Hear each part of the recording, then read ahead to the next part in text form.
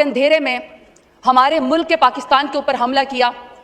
वो peoples party के ऊपर हमला नहीं था, वो PMLN के ऊपर हमला नहीं था, वो जमात इस्लामी या MKM के ऊपर हमला नहीं था, वो PTI के ऊपर या किसी भी सियासी जमात के ऊपर हमला नहीं था। वो हमला था, वो मेरे मुल्क पाकिस्तान के ऊपर हमला था।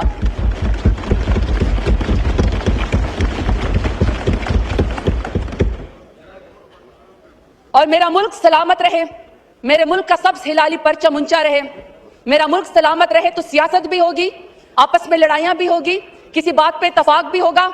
अगर यहाँ पे शहबाज शरीफ साहब सुन के जाते क्योंकि उनको कहीं जाना था, तो मैं उनको ये जवाब देती कि 3 साल से जो पाकिस्तान तहरीक इंसाफ के साथ हो रहा है, आज पाकिस्तान तहरीक इंसाफ दिल बड़ा करके सिर्फ पाकिस्तान की खातिर यहाँ पे आज आई हुई है, क्योंकि यह मुल्क हमारा है।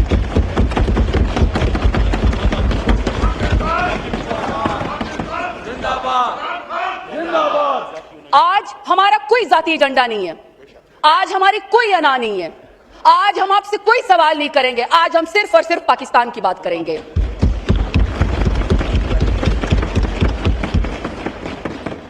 बुज़दिल भारत की ये फितरत है कि जो कुछ भी वहां पे होता है, जो कुछ भी उसका फेलियर होता है, वो उसका इल्जाम पाकिस्तान के ऊपर लगाता है और इसको आदत है कि रात के अंधेरे में हमला करता है। हमारी मसाजिद के ऊपर, हमारी मदारिस के ऊपर, हमारी सिविलियंस के ऊपर, बेगुनाह शहरियों के ऊपर और हमारे वाटर रिसोर्सेज के ऊपर जो उसने हमला किया, ये दुनिया को हमें बताना पड़ेगा। और स्पीकर साहब, जवाबी कार्रवाई का पाकिस्तान हक रखता है और जो कल एयर डिफेंस में एयर स्ट्राइक पाकिस्तान की तरफ से हुई, हम उसको शाबाशी भी देते हैं और उसके ऊपर हम फख्र भी करते हैं।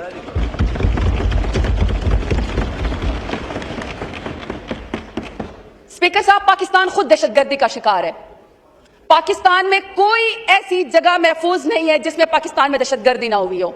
हमारे लोग मसाजिद में महफूज नहीं, हमारे लोग इमाम बारगाहों में महफूज नहीं, हमारे लोग स्कूलों में महफूज नहीं, बाजारों में महफूज नहीं।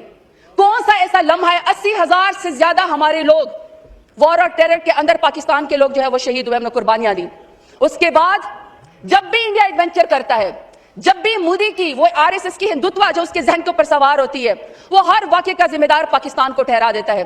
तो स्पीकर साहब, ऐसे मौका के ऊपर जब पुलगाम का वाकया पाकिस्तान ने नहीं किया और अंधाधुन इंडिया ने उसका इल्जाम पाकिस्तान के ऊपर लगा दिया और उसके बाद रात को कल उन्होंने बुज़दिलाना हमला भी पाकिस्तान के ऊपर कर दिया और इंडस वाटर ट्रीटी को भी उन्होंने खत्म कर दिया।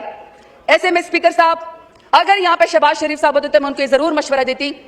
कहते हैं ऐवान में नाम नहीं लेना चाहिए, लेकिन बिलावल भुट्टो जरदारी साहब यहाँ पे बैठे हुए और यहाँ पे अगर मौलाना फजल रहमान साहब भी बैठे तो मैं उन सबको एक मशवरा देती कि अगर राहुल गांधी जो कि राइवलरी है उसकी मोदी सर से, अगर मोदी उसके पास चल के जा सकता है पुलगाम वाक़े पे जो कि झूठा है पाकिस्तान के खिलाफ बयान स्ट्रेंथन करने के लिए, तो मेरे ख्याल में कि शहबाज शरीफ को, नवाज शरीफ को, जरदारी साहब को, सबको इमरान खान को अपने साथ बात करनी चाहिए, इमरान खान को बुलाना चाहिए, इमरान खान के पास जाना चाहिए, क्योंकि यही कौमी यकजहती का मौका है। और मैं उसकी रीजन आपको बताती हूँ।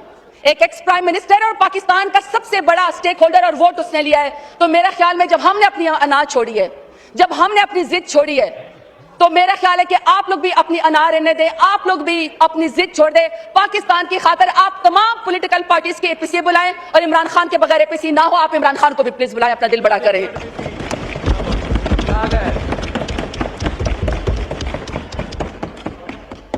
दूसरा स्पीकर साहब, मेरी यहाँ पे 23 अप्रैल 2024 की मेरी तकरीर मौजूद है और मैंने उस वक्त बात की थी, मैंने यहाँ पे कॉलिंग अटेंशन लेकर आई थी और मैंने पाकिस्तान के पानी के ऊपर जो इंडिया कब्जा कर रहा था, मैंने उसके ऊपर बात की थी। उस वक्त मेरी बात को लॉ मिनिस्टर साहब ने डिनाई किया था, लेकिन चूंकि अब इंडिया पाकिस्तान के खिलाफ टेररिज्म कर चुका है, मेरे स्पीकर साहब ख्वाहिश ये है कि बजाय इसके कि हम यहाँ पे बहुत सारी जज्बाती तकरीरें करें, उससे बेहतर है कि कोई लाएअमल दे। और मेरी ख्वाहिश ये भी थी कि वज़ीर आज़म साहब यहाँ पे क्लियर एंड कट मैसेज देते, हमें बताते कि आगे का अगला हमारा लाएअमल क्या है। मैं समझती हूँ कि पहला पॉइंट हमारा इस वक्त ये होना चाहिए कि हमें अपने डिप्लोमेटिक जितने भी फोरम हैं, इस वक्त मेरे ख्याल में यहाँ पे फॉरेन मिनिस्टर साहब और डिप्टी प्राइम मिनिस्टर साहब बैठे हुए हैं, हमें वर्ल्ड बैंक को इन्वॉल्व करना चाहिए, क्योंकि इंडस वाटर ट्रीटी का जो है वो जो उस वक्त ये पास हुआ था, उसकी जो गारंटी थी वो वर्ल्ड बैंक ने दी है। हमें वर्ल्ड बैंक से जाके बात करनी चाहिए कि आपने ये इंश्योरिटी कराई थी, आपने ये गारंटी दी थी, पाकिस्तान ने अपने हिस्से का पास रखा लेकिन इंडिया ने उसको तोड़ा, तो हमें जो है इसको उसको वो करना चाहिए, अपने साथ इन्वॉल्व। दूसरा, हमें UN को ICJ में जाना चाहिए और हमें स्पीकर साहब इंडियन एग्रेशन पे बात करनी चाहिए। इस वक्त मेरा ख्याल है कि जितना भी हमारा फॉरेन ऑफिस है, उनके डेलीगेट्स और जितने भी पाकिस्तान में किसी भी तमाम मुल्कों के जो डिप्लोमेट्स इस वक्त पाकिस्तान में काम कर रहे हैं, उन सब के पास हमारे फॉरेन मिनिस्टर से डेलीगेशन जाएं, वहां जाके बात करें और मोदी की करतूत और बात की करतूत बताएं। अल्लाहु अकबर,